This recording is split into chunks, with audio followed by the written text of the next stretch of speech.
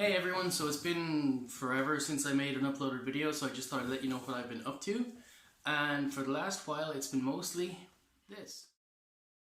I love Halloween. Yeah, that was my Halloween costume. I also, on Halloween, went as a Ravenclaw because I've got a job since my last video, I think. In fact, I'm sitting in my sitting room and I can tilt my head to the side and I can see my job from here, so I've got like a 2-minute commute to work, and that's pretty fantastic. A few days before Halloween, my assistant manager said, oh, by the way, anybody who's working on Halloween is encouraged to dress up, and I thought he was kidding, so I checked with my manager and he said, yeah, just don't go over the top. So I said, okay, I'll have to dial that back a bit. So backup costume, I have my Harry Potter robes. So here's a picture of us at Halloween. And then the Scarecrow costume was for a Halloween party with Melissa from WizardCon. So, here it is. First things first, the mask. What I did here was I actually had some sackcloth that I was using for some other projects, and I started out by measuring the hood of a hoodie to use that as a pattern. It didn't work at all. So instead, I went to YouTube and saw a video on how to make a pattern for sewing to make like a ski mask. So I traced that out, sewed up all the bits, did this with bootlaces because I thought I'd have to tighten it at the back. Unfortunately, the videos that I was watching on how to make the Scarecrow mask all needed like a styrofoam head, like an armature, which of course I didn't have. And I was talking to a friend of mine on my rugby team, and I mentioned this and I said, so I'm just going to have to wing it. But he is a lecturer in design in DIT, and he said, hey, I've got a spare one of those. Because of course he did. So he gave it to me, and I popped the mask on, molded the whole mask with PVA glue. You can see how the nose sticks out there. Then afterwards, stuck it on, marked X's where the eyes would be, stuck it on, and cut them out. I actually ended up making the eyes slightly too high, and in the daytime this doesn't look so great, but at night turns out that's spooky as hell. Next, I made these guys. So some of the cutaways from the sackcloth, I just cut into little strips, PVA'd them so they wouldn't fray at the ends.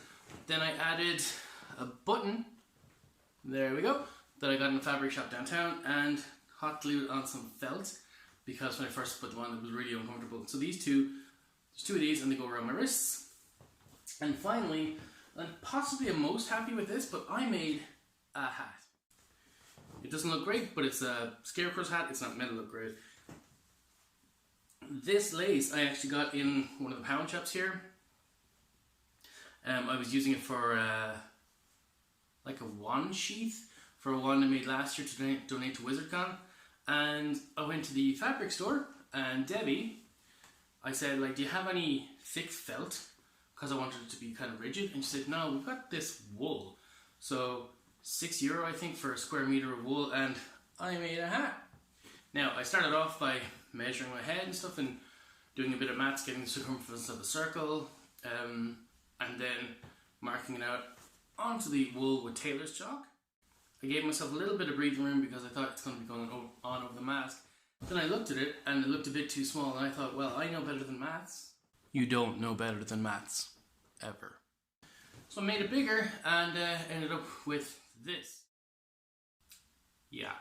So I had to cut that, I had to actually overlap it, cut a piece out, and then I hot glued 2 layers of that together and cut out like 5 or so sections for the hat top. Didn't quite work, so I ended up laying them out and cut out a big arc, and I hot glued all this together with a hot glue gun that my mum gave me. My mum does flower arranging, and she was making some kind of dry flower arrangements like centerpieces for Christmas, and she got so sick of it. She said, I'm never doing them again. They don't look as nice as I hoped. I didn't sell as many as I wanted, and I burned my fingers with a hot glue gun. So literally the first time when I made that after work, I texted her one night and said, hey, I used the hot glue gun you gave me, and I made a hat. She said, did you at least burn one of your fingers? Yeah, like all of them. Twice. But I made a hat, and that's a pretty cool costume. I also had a shirt that I left upstairs. It's like a green flannel shirt that I picked up in deals for like tenure, like this one actually. Going a bit Ravenclaw today, as you can see. So that's what I've been up to for the last while, aside from working. Except I did order something off Wish. I ordered this. Literally it's like a leather waist belt thing, but it's got 3 sections in it that I figure I can hold 3 decks of cards in, so that will obviously be useful.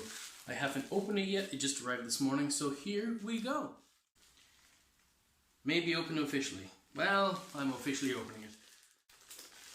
This is covered in plastic. It doesn't look too bad.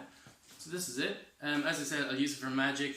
It's not something I would be wearing around ever, but I did specifically get it for magic. So get rid of the package. More plastic. More plastic. Lots of plastic. There we go. So here's our buckle, which I can't open. Or does it go that way? It does. So that's the buckle. It claims to be real leather. I don't know if that's true. I don't care if that's true. But 3 pouches, here, here, and here. And a big zip at the back where I can keep my phone, maybe a wand, definitely more cards if I need them, or blank like pieces of paper like billets or something, or my magic dice. So the important question is, well, 2 important questions. 1, does it fit around me? And 2, can I fit my cards into it? So let's find out. So it fits around me, sits nicely on my hip, just here. And the big question is, can I fit 3 separate decks of cards into the 3 pouches?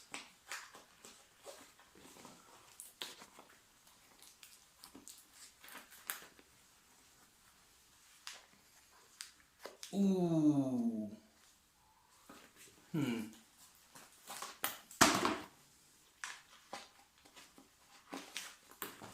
Okay, so I can fit a deck of cards into 2 of the pouches.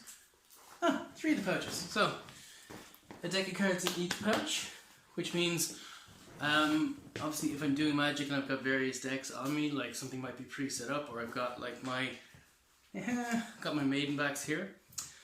They are my go-to good cards.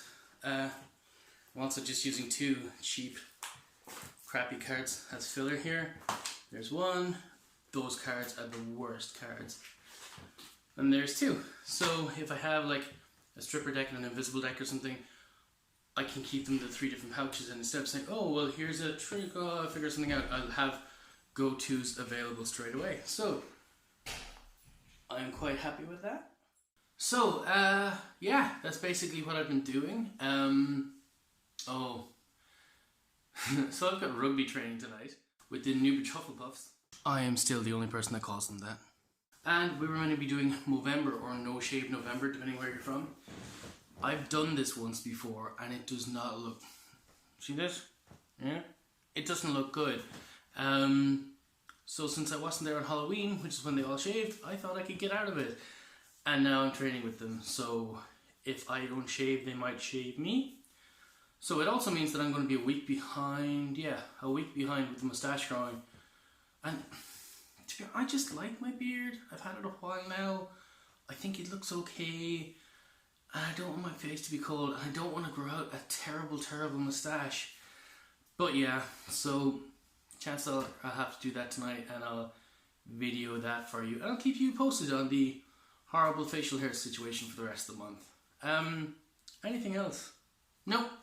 That's basically it. Oh, I was thinking of maybe starting a vlog. Maybe this is episode 1. Okay, so episode 1 done. Bye.